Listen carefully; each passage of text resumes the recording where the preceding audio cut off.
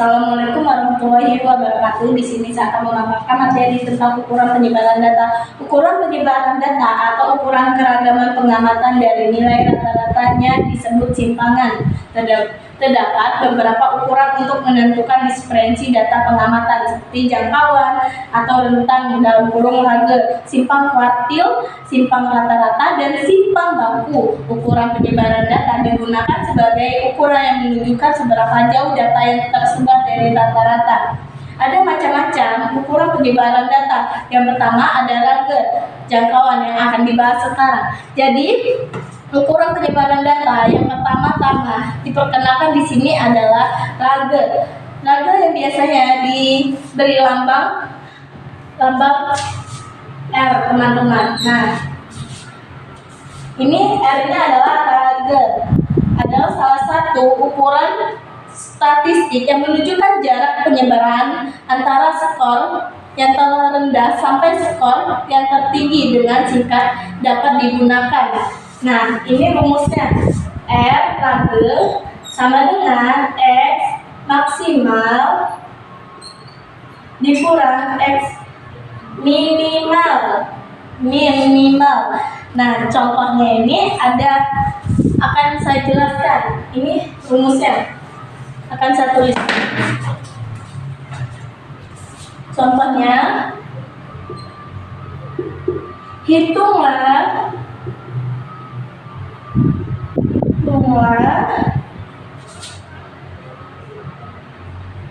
rentang dari data. Di bawah ini ya guys datanya. Ini adalah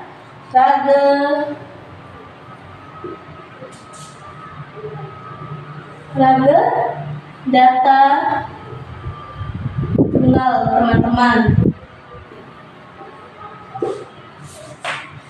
Datanya itu ada 20,21 nilainya 19, 17, 20, 21, 23, 24, 25.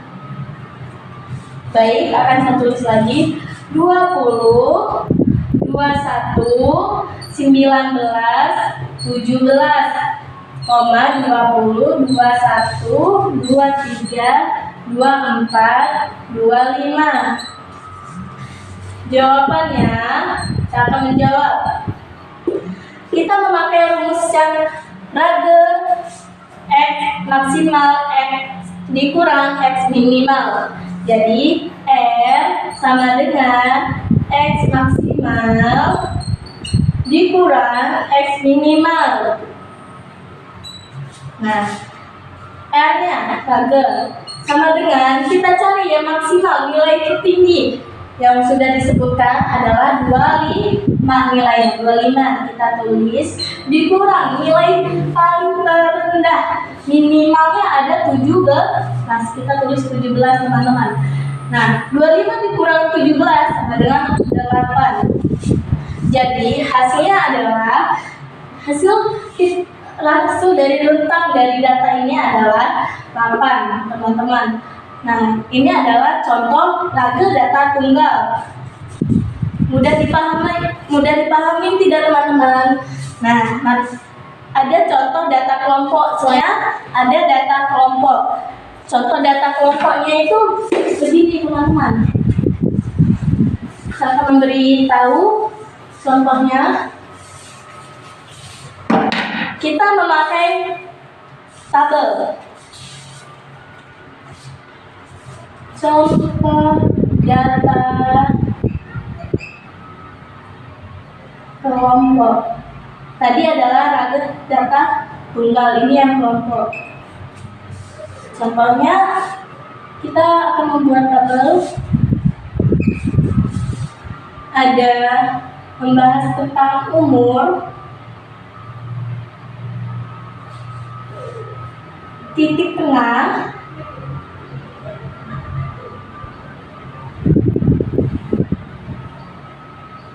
ada frequency frekuensinya. Nah, ada umurnya 30 sampai 34. Titik tengahnya ada 32. Lalu frekuensinya ada 5. Nah, selanjutnya ada umur 35 sampai 39. Titik tengahnya ada 37. Frekuensinya ada 35. Baik, saya akan tulis lagi. Selanjutnya ada 40 sampai dengan 44. Titik tengahnya 42. 100. Lalu ada 45 sampai 49. Titik tengahnya 47. 50. Terakhir 50 sampai 54 dan titik tengahnya ada 52. Terus baik, kita garis terlebih dahulu. Bila nilai tengah kelas pertama adalah 32 dan nilai tengah 32 ya, nilai tengah kelas pertama, lalu nilai tengah kelas terakhir adalah 52. Ini 52, maka kita akan menghitung pemakai rumus yang Rage sama dengan X maksimal dikurang X minimal. Rage sama dengan maksimalnya tadi berapa? 52. Kita tulis 52 dikurang 32 karena minimalnya 32, nilai terendahnya. Baik, kita kurang 52 dikurang 32 berapa? 20.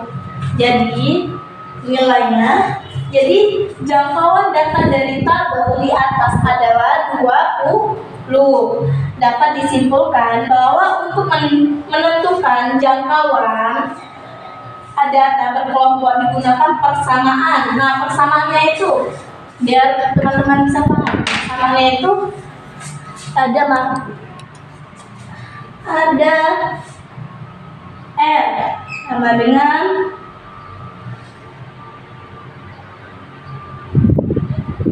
X maksimal dikurang X minimal. Nah, ini adalah digunakan persamaan atau bisa dibilang rumusnya. Kita memakai rumus data tunggal, di data kelompok juga sama rumusnya. Nah, keterangannya biar teman-teman lebih jelas keterangan tentang R itu apa? R itu jangkauan atau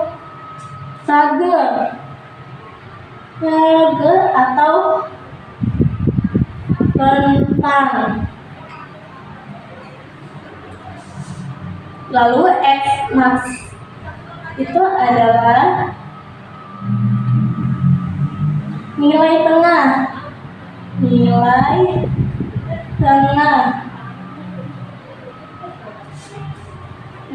tengah kelas terakhir.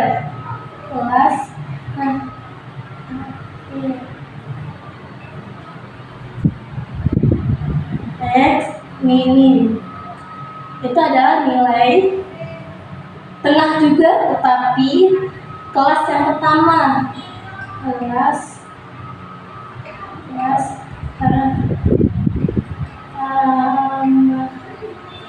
nah, ini adalah contoh data kelompok tentang Rage. Nah, ini materi yang tadi contohnya. Lalu selanjutnya ada simpang kuratil atau jangkauan semi interkuratil. Nah, simpang kuratil sering disingkat dengan QD itu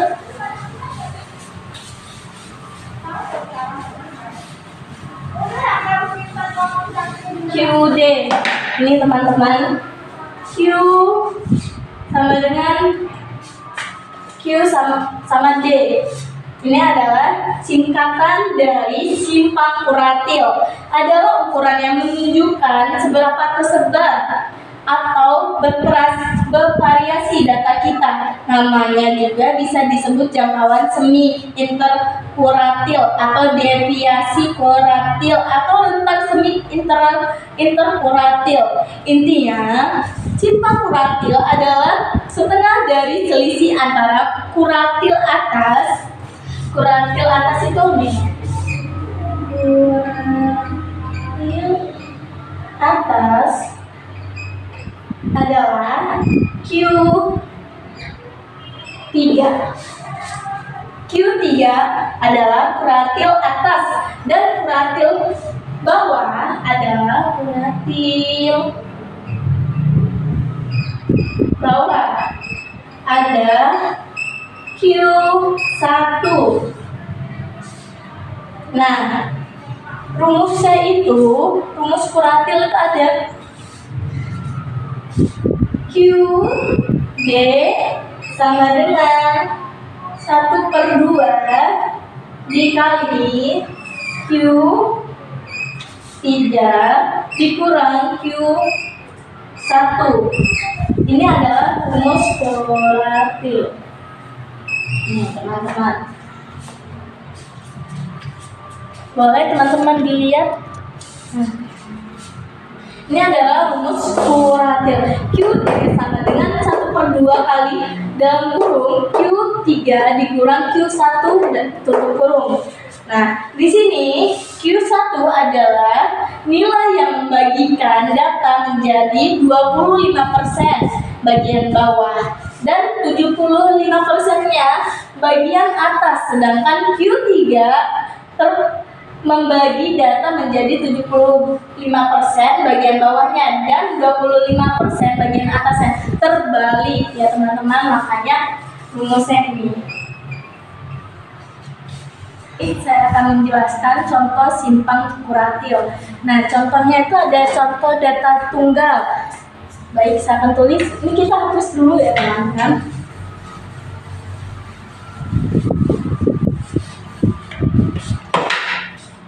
Contoh data tunggal.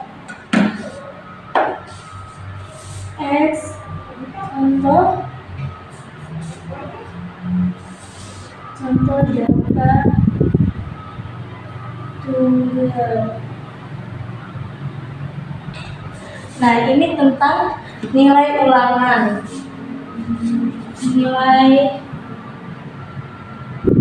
ulangan kelas A. Ini adalah contoh nilai tunggal, data tunggal. Nilai ini tentang nilai ulangan kelas A. Mari kita lihat contohnya. Mari kita lihat contohnya.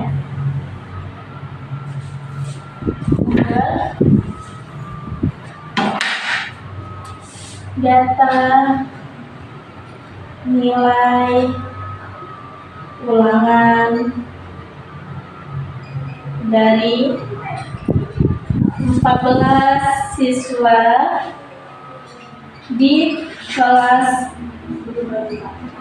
A. Datanya itu ada berupa 4,5,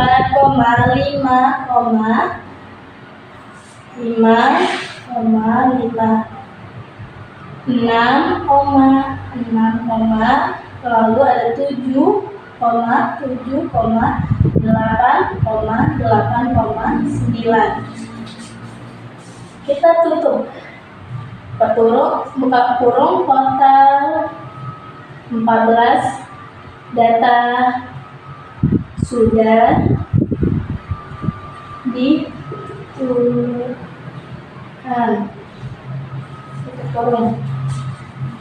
Nah, kita cari Q1 dari mana Q1 Q1 itu dari 5, dikarenakan Q1 adalah kuartil bawah yang membagi data menjadi 25% menjadi bagian bawah dan 75% bagian atas. Rumus posisi Q1 untuk data tunggal ini. Posisi Q1 sama dengan N ditambah 1. Nah, di sini N-nya itu adalah 14. Kenapa 14? Jadi posisi Q1 sama dengan 14 tambah 1 per. Nah, jadi 15 dibagi 4 karena 14 tambah 1 15. 15 bagi 4 adalah 3,75. Nah, ini adalah Q1-nya. Nah, posisi terus dulu karena sudah penuh.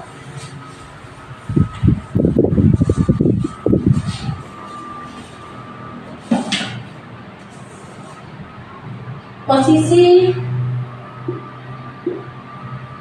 3,75 artinya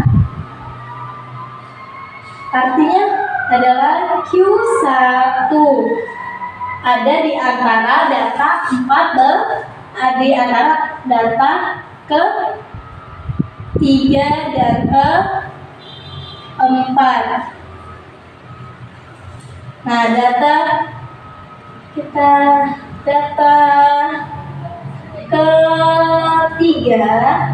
adalah 5.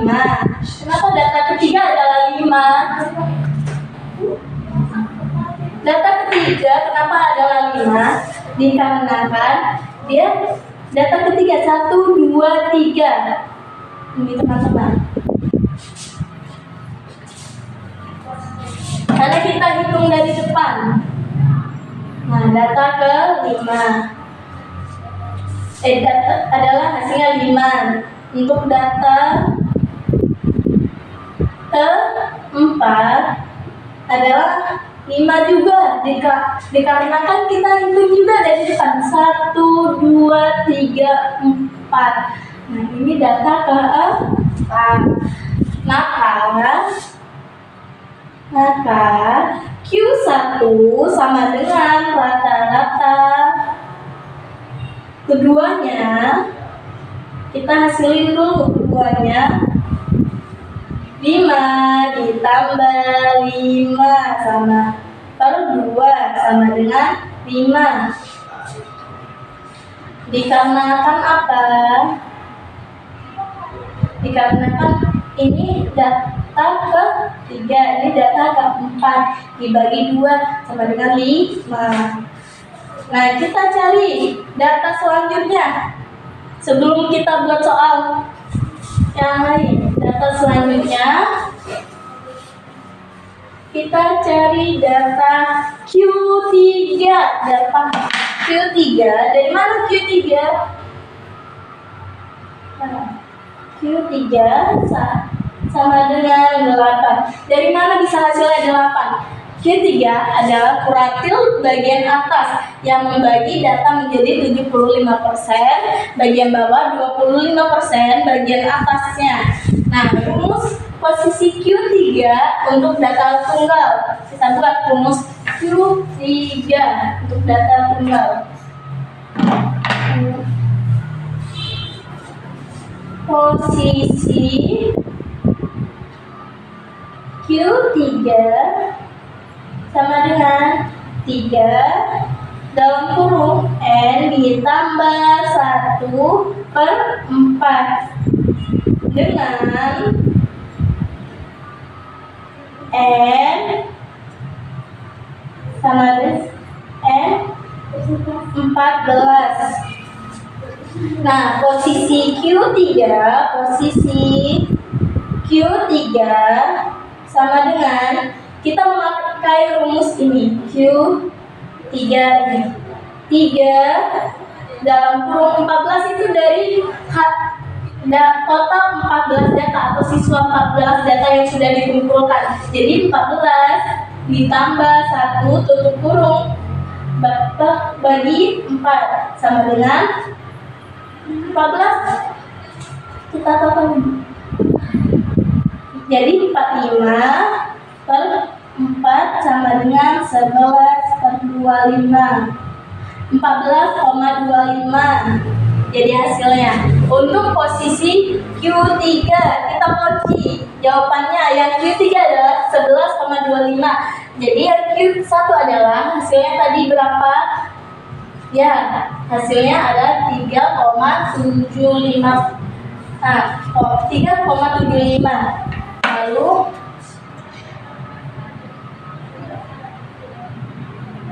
kita cari posisi 11,25 itu di Q3. Kita hapus lagi posisinya.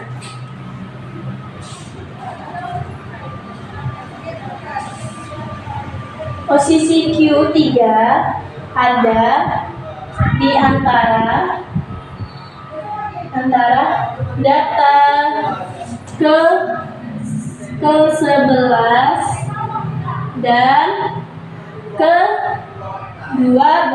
Data ke-11 dan data ke-11 itu ada di berapa? 8. Kita hitung 1, 2, 3, 4, 5, 6. Jadi data ke-11 sama dengan 8. Nah, untuk data ke-12 sama dengan 8. Maka Q3 rata-rata keduanya 8 ditambah 8 per 2 dibagi 2 sama dengan 8 hasilnya. Nah, dari mana QD 1/5 kita cari. Ini kan udah ketemu. Yang pertama Q1 tadi ketemunya 5. Dan selanjutnya ada Q3 tadi ketemunya 8. Kita cari QD-nya biar ada hasil dari data di atas ini. QD dari mana QD? Bisa 1,5.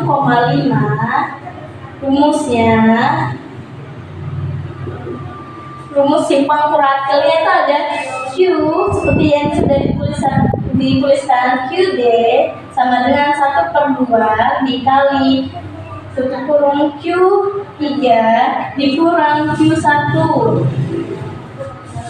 Nah, kita masukkan nilai dari Q3 yang sudah dicari dan Q1 yang sudah dicari. Jadi QD sama dengan 1/2 dikali 8 dikurang 5. Nah, kita garisin lagi bahwa 1/2 dikali 3 karena 8 dikurang 5 hasilnya 3. Jadi 1/2 dikali 3 hasilnya 1,5. Jadi ini hasil dari data tunggal nilai ulangan kelas A yaitu ada 1,5. Mana data yang sudah dikumpulkan adalah dari 14 siswa di kelas A. Nah, kita lanjut ke contoh soal selanjutnya dari simpang kuartil.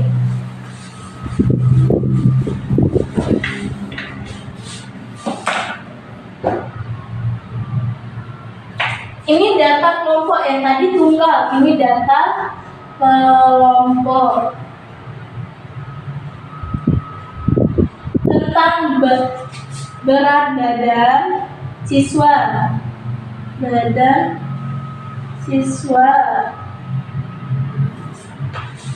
Nah, kita lihat berat badan siswa itu 50 siswa yang dikelompokkan pada tabel. Nih, kita buat tabelnya. Fungsinya ini BB berat badan, frekuensi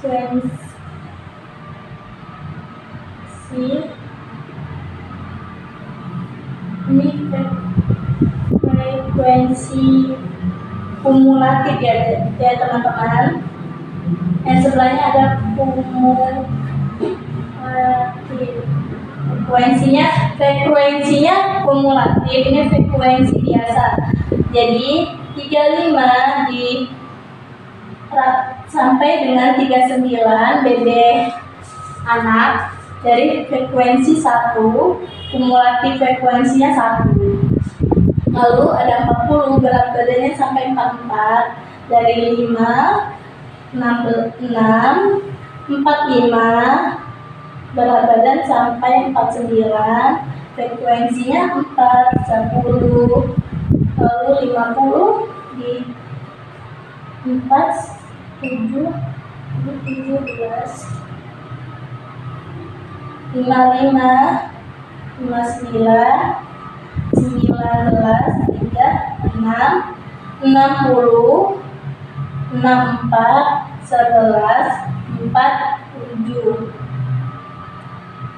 65, 69, dan 50. Frekuensi kumulatif kita akhirnya 50.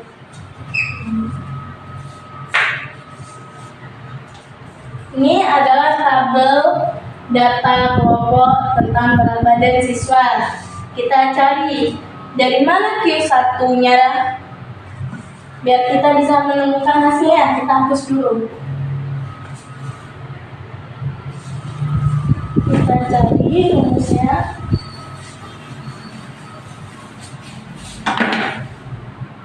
Q1 untuk data kelompok dicari dengan rumus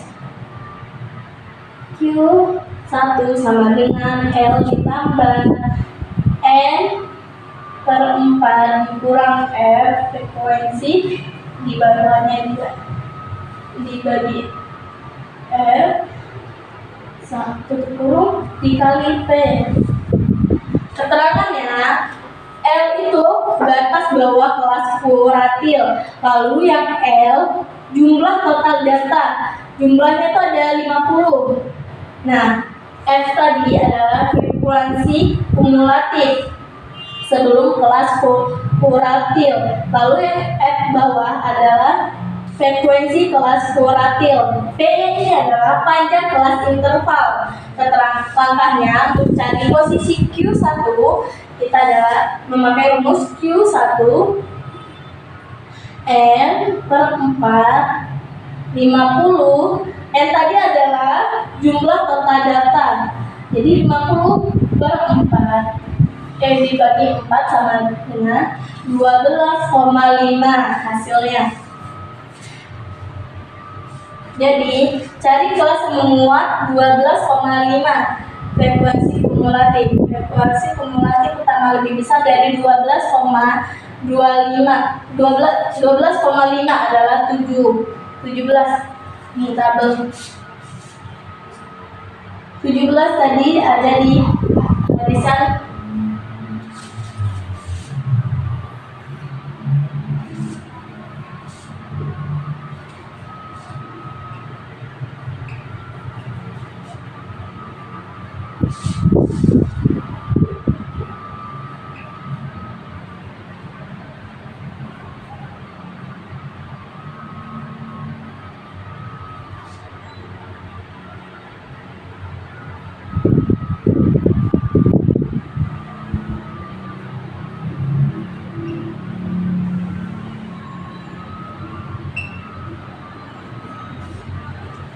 lima, 4, 19, 11, 3, 6, 10, 17, 36, 47, 50.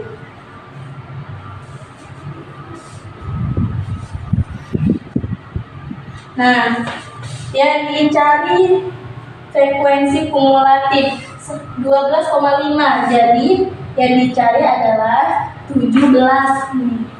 Frekuensi 17. Nah, kelasnya dari 50 per 54. Jadi kelas kuratil kelasnya adalah 50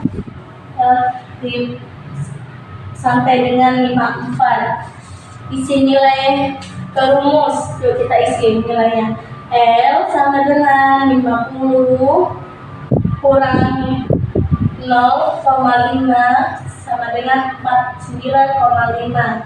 Ini hasil dari batas bawah nyata kelas. 50 dikurang 0,5.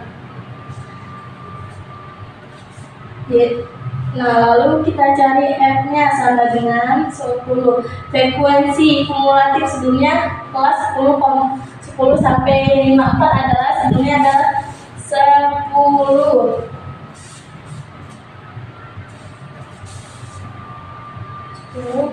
Lalu F frekuensinya kelas C itu 50 sampai 54. P-nya panjang kelasnya itu ada 5 karena panjang kelas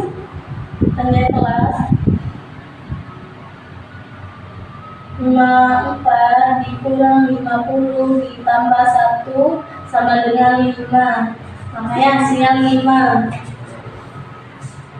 Kenapa 54? Karena ini dari hasil 54 sama 50. Jadi ditambah 1. Maka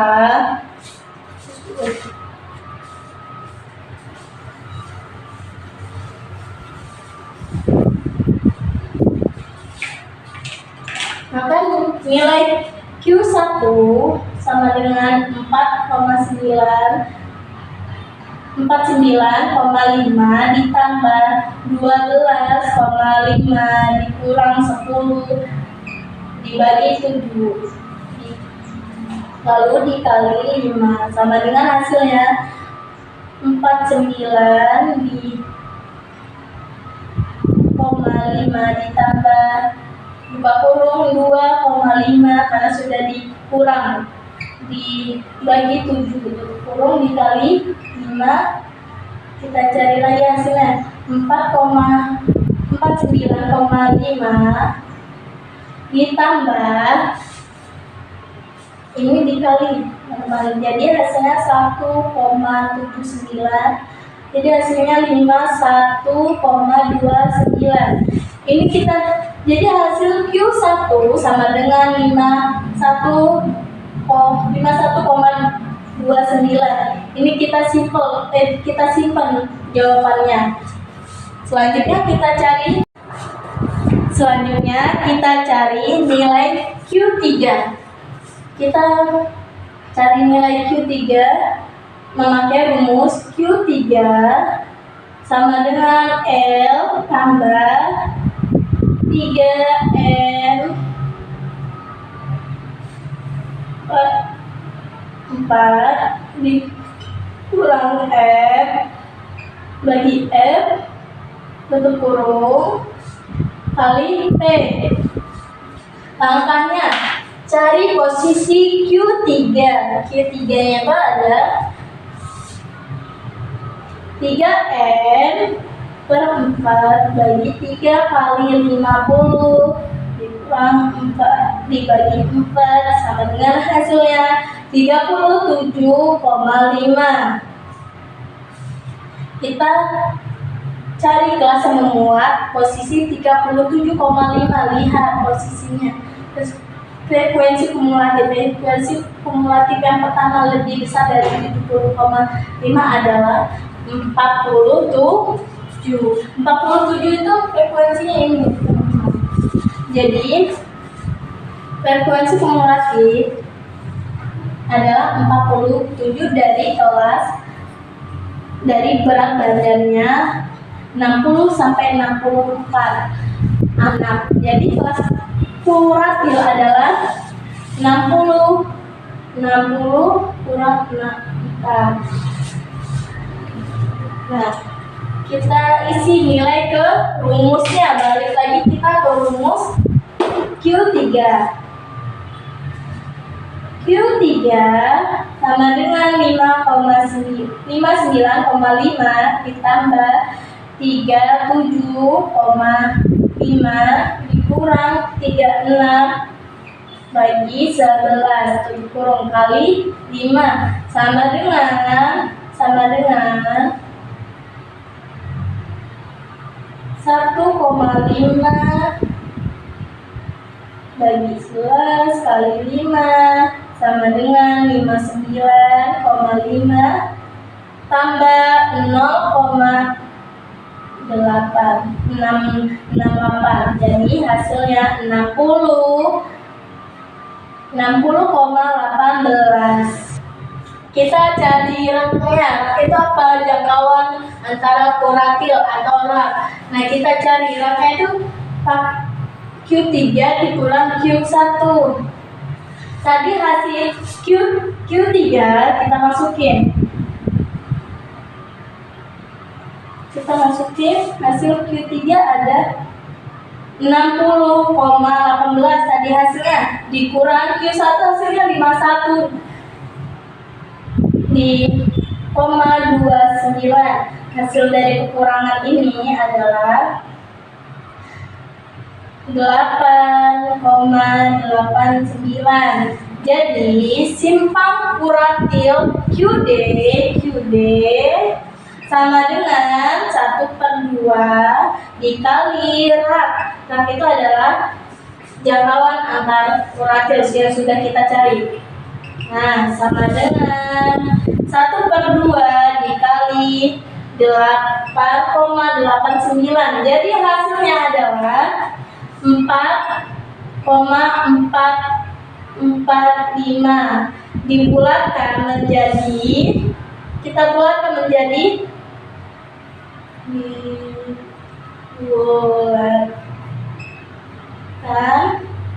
jadi 4,45 hasilnya. Jadi hasilnya berapa? Hasil dari QD-nya adalah 4,45 yang sudah dibulatkan atau disederhanakan.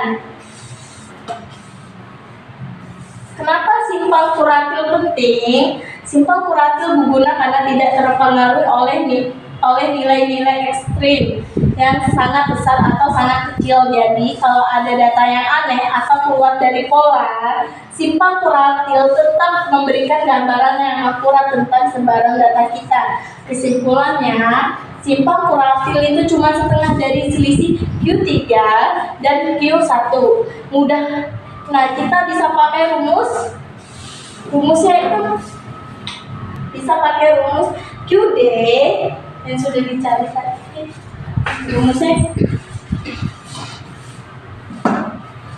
Rumusnya QD sama dengan 1/2 dalam kurung Q3 dikurang Q1 yang sudah kita cari.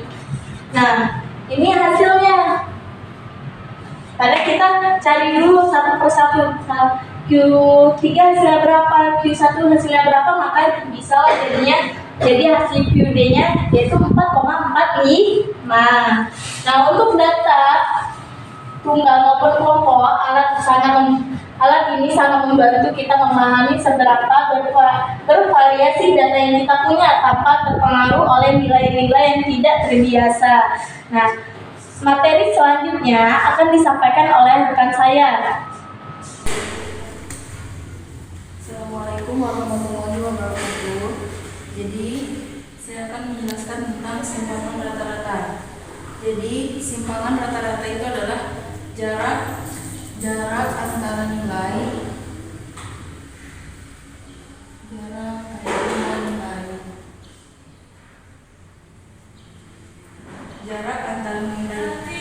nilai data menuju rata-ratanya.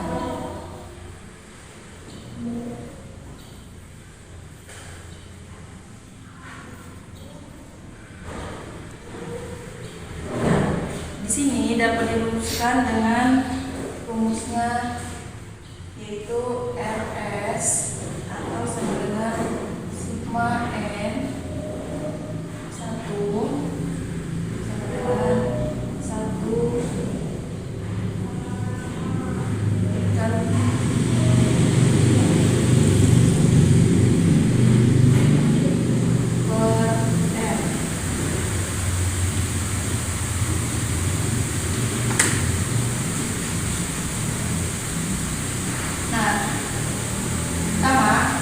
apa sih itu RS? RS itu adalah simpangan rata-rata. Simpangan rata-rata. Terus X1 itu adalah data, banyak data-datanya.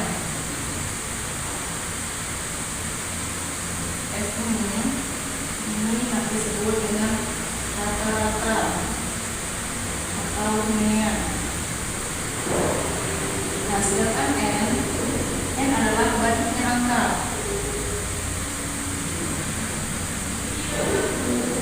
Banyaknya angka.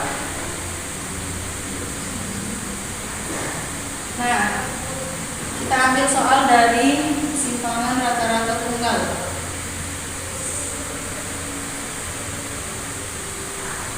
Rata-rata tunggal. Contohnya itu diambil dari bilangan 2, 1, terus 4, 2, kemudian 6. Nah, langkah awalnya yang pertama kita cari dulu nilai rata-ratanya. Nilai rata-rata atau mean. Caranya mencari rata-rata dengan menambahkan setiap angka-angka tersebut. Jadi 2 ditambah 1 ditambah 4 ditambah 2 ditambah 6 dibagi dengan banyaknya data. Data di sini ada 1, 2, 3, 4, 5. Jadi dibagi dengan 5. Nah, selanjutnya bilangan 2, 1, 4, dan 2 ini ditambahkan. Jadi keseluruhannya adalah 15 dan dibagi dengan 5. Jadi rata-ratanya yaitu 3.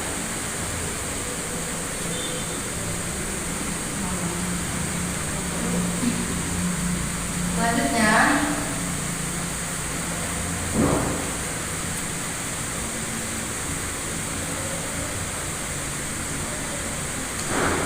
langkah kedua, kita gunakan rumus tadi SR, sigma N I sama dengan harga mutlak dikurang X rata-rata per N. Nah, gimana caranya? SR sama dengan bilangan 2 ini dimasukin ke sini. Ini namanya X1 atau tadi disebut dengan data yang pertama. Ditulis harga mutlak dikurang 3, terus lagi ini, terus ditambah. Selanjutnya angka 1 lagi dimasukin, 1 dikurang rata-rata. X ini tadi rata-rata ditambah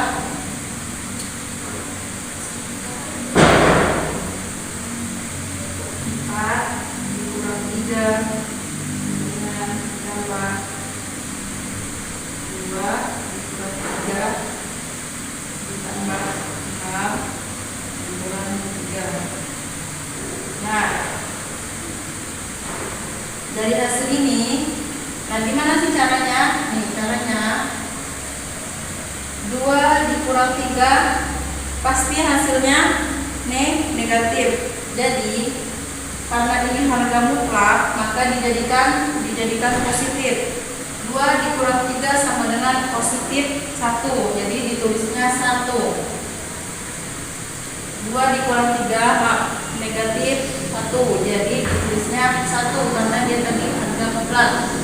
Selanjutnya 1 dikurang 3 itu negatif 2, jadi ditulisnya positif 2 karena harga mutlak. Ditambah 4 dikurang 3 yaitu 1, ditambah 2 dikurang 3 yaitu negatif 1, jadi ditulisnya 1.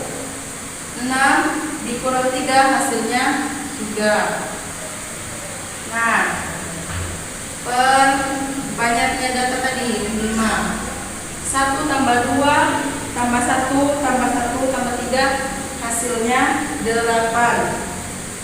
8 dibagi N tadi yang 5, jadi 8 dibagi 5 hasilnya 1,6. Mengenai simpangan rata-rata data tunggal. Jadi di sini kita ambil dari contohnya yaitu di angka 2, 1, 4, 2 dan 6. Jadi bagaimana cara menjawabnya, penyelesaiannya? Yang pertama kita ambil langkah yang pertama yaitu kita mencari nilai rata-rata atau mean. Nah, caranya mencari mean itu menambahkan semua angka ini antara 2, 1, 4, 2 dan 6. Jadi ditambahkan. Terus kemudian dibagi dengan banyaknya data 1, 2, 3, 4, 5. Nah, caranya gimana? Jadi angka 2 ditambah 1 ditambah 4 ditambah 2 ditambah 6, maka jumlahnya adalah 15. Nah, kemudian dibagi dengan banyaknya data yang ada 1, 2, 3, 4, 5. Jadi hasilnya 5. Jadi 15 dibagi 5 hasilnya adalah 3. Jadi nilai rata-ratanya adalah 3. Nah, kemudian langkah yang kedua, kita masukkan rumusnya tadi, simpangan rata-rata. Caranya sigma N per I sama dengan harga mutlak data yang pertama dikurangi dengan jumlah rata-rata. Nah, caranya gimana? Nih, yang pertama di sini dituliskan 2. Kenapa 2? Nih, dari data yang pertama tadi 2. Ini namanya data yang pertama dikurang dengan rata-rata. Tadi rata-ratanya adalah 3. Jadi mutlak, harga mutlak 2 dikurang 3. Terus ditambah. Nah, kemudian yang satunya dapat dari mana? 1 dari sini. 1 harga mutlak 1 dikurang dengan 3. 3 ini adalah nilai rata-rata. Nah, kemudian sampai akhir. Nah, terus bagian yang ini gimana caranya menguranginya? Nih, jadinya caranya gini. Harga mutlak 2 dikurang 3 pasti hasilnya negatif. Jadi karena ini adalah harga mutlak maka hasilnya pasti positif. Nah, gimana caranya? 2 dikurang 3 pasti hasilnya negatif 1. Maka di sini ditulisnya positif 1 karena dia tadi ada harga mutlaknya. Terus selanjutnya 1 harga mutlak 1 dikurang 3 hasilnya negatif 2, maka di sini ditulis 2. Nah, selanjutnya 4 dikurang 3 hasilnya 1. Selanjutnya 2 dikurang 3 hasilnya negatif 1. Sama kayak awal tadi. Jadi hasilnya ditulis 1 bukan negatif 1 karena dia termasuk harga mutlak. Nah, yang kedua, harga mutlak 6 dikurang 3 hasilnya 3. Nah, sama seperti awal tadi. Data ini dijumlahkan menjadi 1 ditambah 2 ditambah 1 ditambah 1 dan ditambah 3, maka hasilnya 8. Nah, 8 dibagi dengan banyaknya data tadi 1, 2, 3, 4, 5. Jadi 8 dibagi 5 hasilnya 1,6. Jadi simpangan rata-rata dari data 2, 1, 4, 2, dan 6 hasilnya adalah 1,6. Kita lanjutkan simpangan yang selanjutnya yaitu simpangan baku. Nah, apa sih itu simpangan baku? Simpangan baku adalah ukuran sebaran statistik yang paling lazim. Nah, ia untuk mengukur bagaimana nilai-nilai data tersebar. Nah, sekarang kita ambil dari contoh dari data tunggal. Di sini ada data 9, 10, 8, 7, 8, dan 6. Nah, tentukan simpangan baku. Nah, gimana cara mencarinya? Yang pertama, langkah pertama kita mencari rata-rata atau yang disebut juga dengan mean. Nah, gimana cara mencari rata-ratanya? Jumlah keseluruhan, ada jumlah keseluruhan itu jumlah bilangan ini dibagi dengan jumlah data. Nah, jumlah keseluruhannya meliputi 9, 10, 8, 7, 8, 6. Nah, jadi jumlah keseluruhan ini ditambahkan dan dibagi dengan jumlah data. Jumlah datanya ada 6. 1, 2, 3, 4, 5, 6. Ada 6. Nah, kemudian hasil dari penjumlahan ini dibagi dengan 6. Maka hasilnya 8. Jadi, mean atau rata-rata dari simpangan baku ini adalah 8. Nah, kita masukkan rumusnya tadi. Gini. Data pertama, X1 ini maksudnya data pertama 9 dikurang dengan 8 nilai mean, pangkat 2 ditambah sama 10 dikurang 8 pangkat 2. Selanjutnya 8 dikurang 8 dalam kurung pangkat 2. Terus yang selanjutnya dalam kurung 7 dikurang 8 pangkat 2. Terus 8 dikurang 8 dalam kurung pangkat 2 ditambah 6 dikurang 8 pangkat 2. Nah, sudah dapat begini, kita jumlahkan dengan pengurangan. 9 dikurang 8 itu hasilnya 1. Jadi 1 pangkat 2 hasilnya 1 tambah 10 dikurang 8 hasilnya 2. Jadinya 2 pangkat 2 hasilnya 4. Tambah lagi.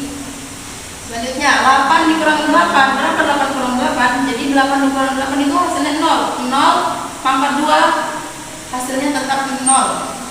Nah, selanjutnya 7 dikurang 8 negatif 1. Jadi 1 pangkat 2 itu hasilnya 1 ditambah. Selanjutnya 8 dikurang 8 0 pangkat 2 tetap 0. Terus yang selanjutnya 6 dikurang 8 negatif 2. Jadinya 2 pangkat 2 4. Nah, sudah seperti ini. Nah, kita jumlahkan 1 tambah 4 tambah 0 tambah 1 tambah 0. Nah, hasilnya di sini 10. Sudah 10.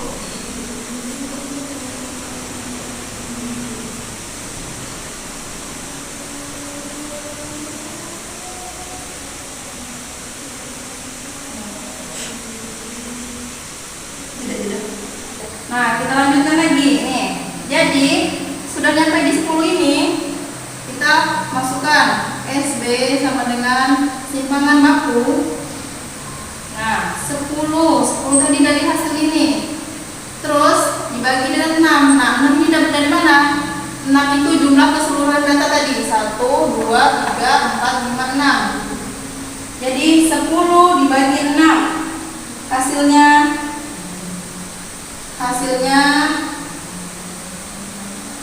sama dengan 1,66.